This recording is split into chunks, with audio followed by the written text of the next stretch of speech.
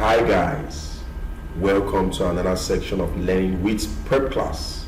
I am tutor Shima and I'm going to be anchoring today's section. In today's section, we are going to be solving past questions on Jamb biology for the year 2019. And in this section, we are going to be looking at questions 26 to 30. Because in our previous video, we did questions or solved questions from 21 to 25. So this tells you that we have solved past questions on Jamb this particular year, biology, from question 1 to 25. So that simply means that today we'll continue with this section and we'll be looking at questions 26 to 30. Alright students, before we proceed, do not forget to subscribe to our YouTube channel, like our videos. If you look below there, you see a notification bell. I admonish you to click on it and put it on, activate it. Once you do so, you will always be the first to be notified whenever we have a content like this on our channel. You can also drop one or two questions on our comment section box. Maybe a question on this particular class, or maybe a question on the previous classes we've had. Do not feel free to drop one or two questions. So always remember to subscribe, like our videos, drop one or two comments on our comment section box. You can also be kind enough to share these videos so that it's going to reach as much views as possible. So without wasting your time, let us go straight to the business of today. So now we said we'll be looking at Jamb biology 2019 and we'll solve questions 26 to 30 today. Now question 26 says, which of the following instruments is used for measuring atmospheric pressure?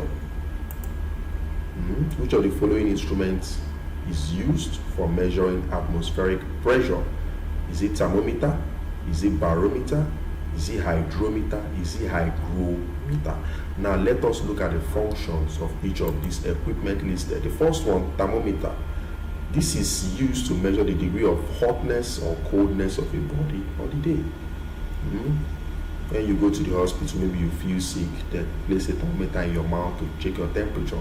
Just that this time around, maybe because of due to this COVID-19 pandemic, this time around we have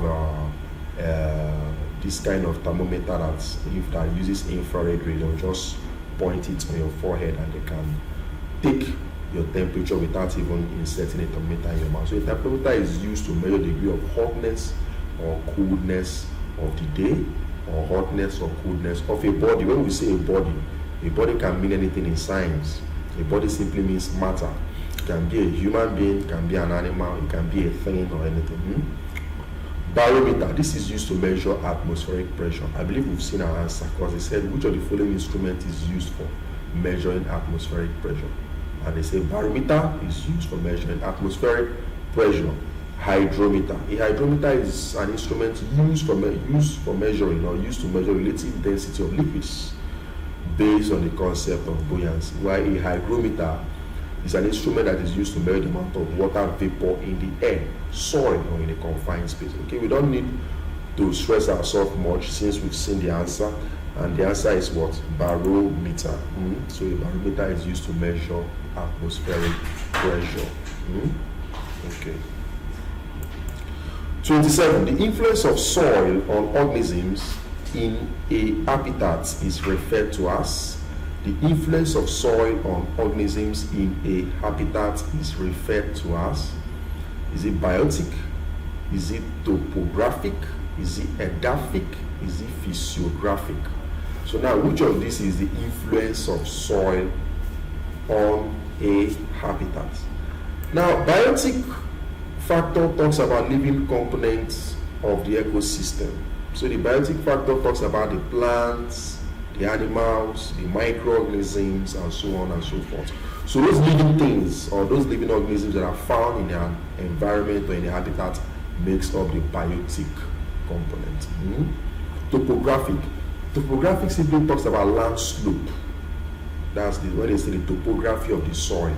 The topography of a land simply tells you about land slope. Is it a flat land or is it a slopy land? That is what topography. Edaphic talks about soil. influence of soil on what? Organisms in the habitat. So I believe we've seen our answer.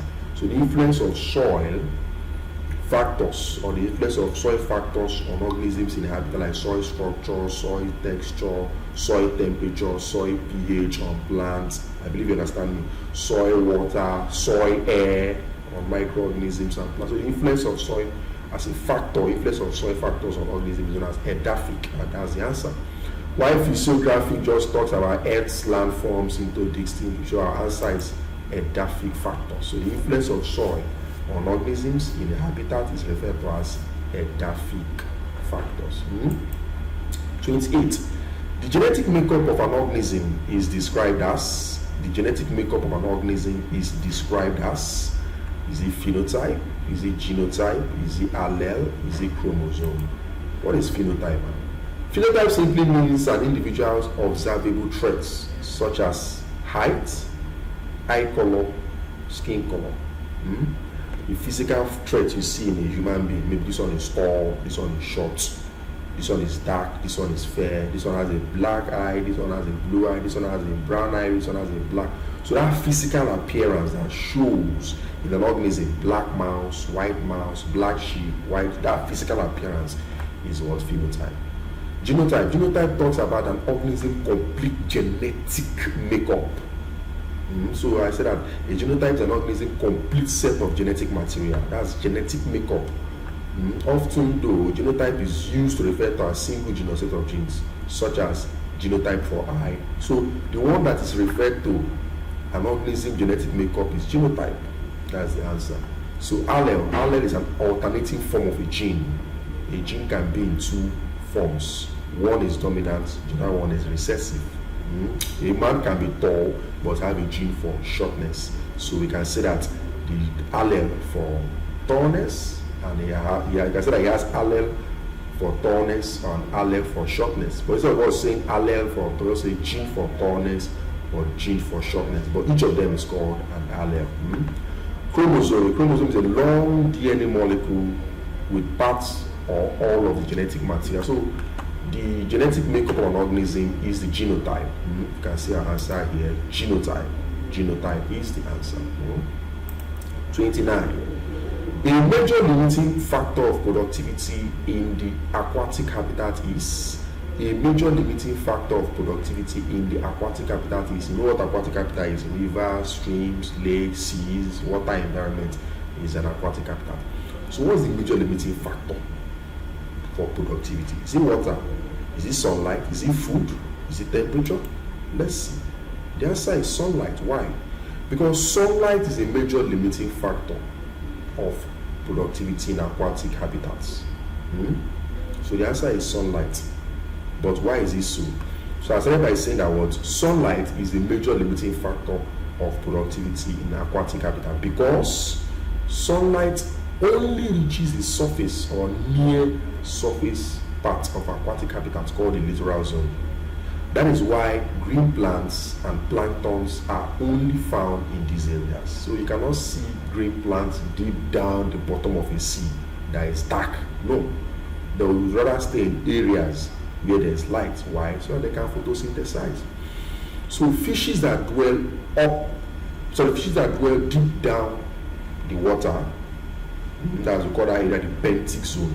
So fishes that dwell deep down the water must have eyes that are well adapted to see in the dark in order for them to search for food, mates, and escape predation. So sunlight is the major limiting factor, because sunlight does not reach all the areas of the sea. It mostly reaches the surface or near surface area we call the littoral zone. But deep down the sea is very dark. So organisms that must dwell there must be organisms that can adapt to what? Darkness.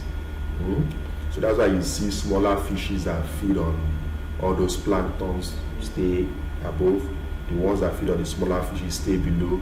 Then when you go down, you now see those big fishes like the sharks. So light is the major limiting factor. So the answer is sunlight. Which of the following group of organisms feeds directly on green plants? Is it the producers? Is it the decomposers? Is it the primary consumers? Is it the secondary consumers? They're asking us the one that feed directly on plants. Now let's see sunlight. Now plants uses energy from the sun, the what force carbon dioxide and water to produce glucose, which is stored as carbohydrate, which is stored as starch. The glucose is stored as starch, which is food. So plants uses sunlight to manufacture food. And they store it in their parts like the leaf, stem, leaf, roots, and the rest. Zebra, that is a herbivore, feeds on the plants. So since zebra feeds directly on the plants, it's known as a primary consumer. So the primary consumers are the ones that feed directly on the plants. Now lion later feeds on the zebra. Lion is secondary consumer. When lion dies, it decays and bacteria now decomposes the lion. So we call those ones decomposers. So the ones that feed directly on plants are the one primary consumers. Primary consumers. So answer is primary consumers. Alright guys, we've come to the end of today's section of Learning with Prep Class, where we look at past questions on Jamb 2019 and we solved questions 26 to 30. Now if you look here, you're going to see a link. I urge you to type this link on your browser. And when you do so, it's going to take you straight to our WhatsApp group. So in a nutshell, I'm asking you to join our WhatsApp group.